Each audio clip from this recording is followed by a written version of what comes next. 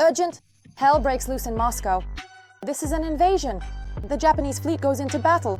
The fate of the Kuril Islands is decided. Patrushev made a tough statement. You need to hear this. Let's go through everything step by step. Hello everyone, this is Ukraine Today, Renata Aslanova and the latest events. People in Moscow are seriously scared. The assistant to the president of the Russian Federation, Nikolai Patrushev, has made a new accusation. And this time it's against Japan.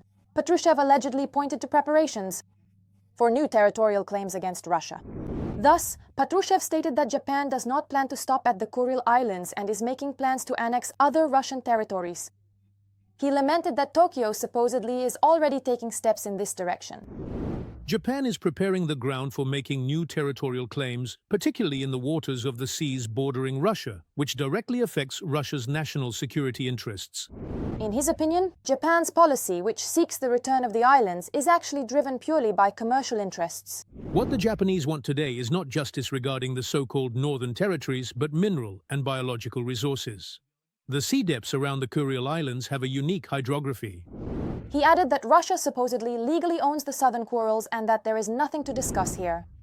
At the same time, she expressed concern that Japan, possessing a powerful navy and closely cooperating with NATO, is gradually abandoning pacifism in favor of a February revanchist policy under the influence of aggressive politics. According to him, NATO wants to use the Japanese navy to conduct military operations in various parts of the world. Therefore, the country is looking for a way to lift the legal ban on the use of its armed forces outside its borders. Patrushev also lamented that Japan has all the capabilities to create nuclear weapons and the means to deliver them. According to the assistant to the head of the Russian Federation, such an arsenal could appear within a few years, given that the country has accumulated large stocks of plutonium suitable for military purposes and that it had its own nuclear program back during World War II. It is worth recalling that in 1945 the islands were occupied by Soviet troops.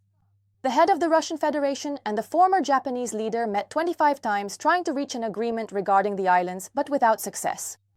In recent years, Moscow has built military facilities on the Kuril Islands, and changes to the Russian constitution initiated by the Kremlin leader have made it illegal to transfer any part of Russian territory. The Russian Ministry of Foreign Affairs has also banned Japanese citizens from entering the islands without a visa. After that, for the first time in almost 20 years, Japan called the 4 islands illegally occupied territories. But what is really behind such statements by Patrushev, and what is Moscow trying to achieve? All the details are in the report. Russia is preparing for yet another war. The dispute over the Kuril Islands is gaining momentum. This is indeed a very difficult and challenging task here as well, I must say. Moscow has stated that Japan is planning to put forward new territorial claims against Russia. According to Putin's aide Nikolai Patrushev, this poses a direct threat to the national security of the Russian Federation. From his point of view, Tokyo's policy, which seeks the return of the islands, is driven by commercial interests. Today, the Japanese are interested in the so-called northern territories because of their resources, both mineral and biological. The sea depths around the Kuril Islands have unique hydrography. Russia is a vassal of China, while China and Japan are strategic adversaries. Therefore, any move by Patrushev, Putin, or anyone from the Russian leadership This is a kind of gesture and maneuver by Moscow, directed toward its senior partner, Putin. So, it's probably not worth being surprised by this statement. But overall, it's also important to understand that Russia is aggressively disposed toward any representative of the Western Bloc. Patrushev also emphasized that Russia will not sit idly by in the face of Tokyo's militarization policy and will strengthen its defensive capabilities in the Far East. Russia always uses claims that someone allegedly wants to attack it as a pretext for aggression. And this never changes. It's always been this way. And the recent wars that Russia started also began in roughly the same way. Russia never attacks first. This is the foundation of their ideology. They always claim to be repelling someone else's aggression.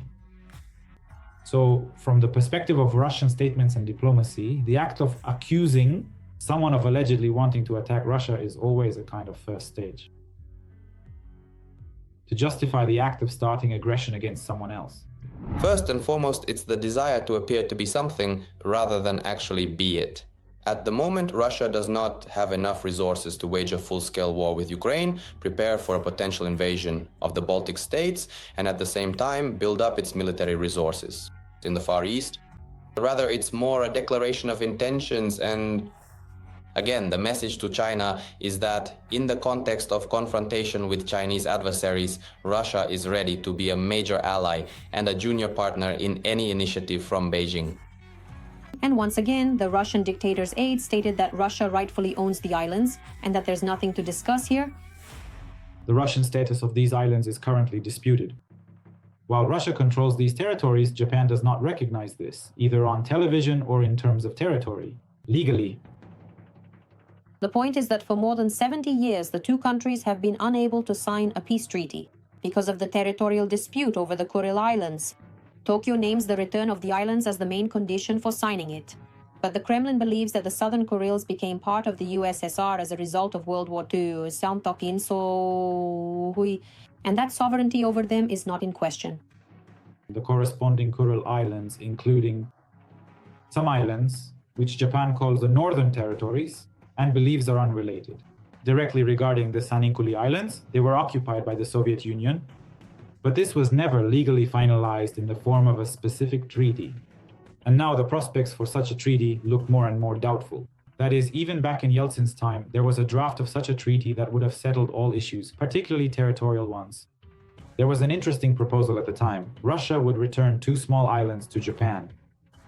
In exchange, Japan would recognize Russia's control over the 2 remaining slightly larger islands.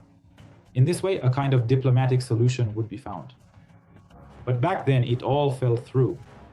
Russian dictators and former Japanese prime ministers met 25 times in an attempt to reach an agreement on the islands, but without success.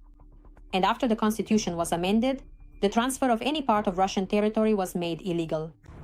In Russia, the law and the constitution are considered norms, something absolutely inviolable.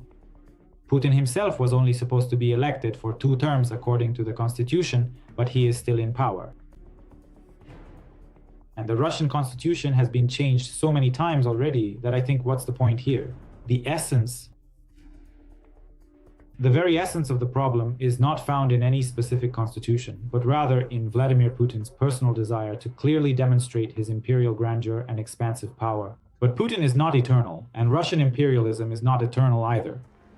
In March 2023, Russia broke off peace treaty negotiations with Japan, which had supported Western sanctions after the invasion of Ukraine. Every voice matters. Join our community, support independent journalism, and help us bring you the truth from Ukraine. Become a member of Ukraine today. Join us now. But misfortune never comes alone. While Russia is leveling accusations at Japan, things are becoming dangerous for Moscow on another of its frontiers. Just 140 kilometers from the Russian border, a NATO headquarters has begun operations in Mikkeli, Finland. This is the new northern headquarters for the Alliance's Land Forces Command.